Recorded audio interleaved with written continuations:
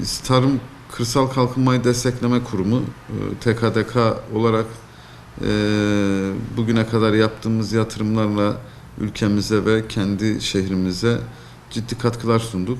Bundan sonra da bu katkıları sunmaya devam edeceğiz.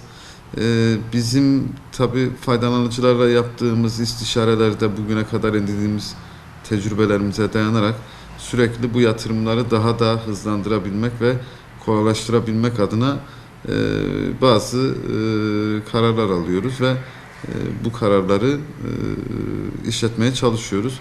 Sağ olsun bu dönemde daha önceden %10 olan bizim avans miktarımız Sayın Bakanımızın ve bizim Sayın Başkanımızın gayretleriyle %50'ye çıktı.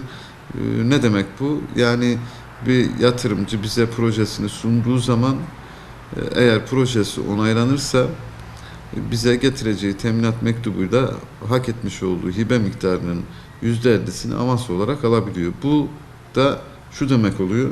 Yani yatırıma başlamadan bir faydalanıcımız yatırımını daha kolay yapabilmek, daha rahat bu işi sürdürebilmek için ilk bir ön adım olmuş oluyor. Tabii bu bizim için çok önemliydi, çok önemli bir ayaktı.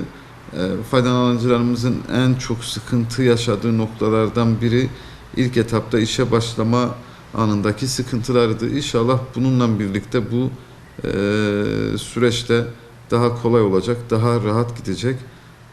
Biz de TKDK olarak bundan sonra faydalanıcılarımızla daha çok istişarelerle sıkıntı çektikleri her noktayı çözmek, kolaylaştırmak, yatırımları daha da çoğaltmak ve kaliteli yatırımları sahaya koyabilmek için elimizden gelen her şeyi yapacağız.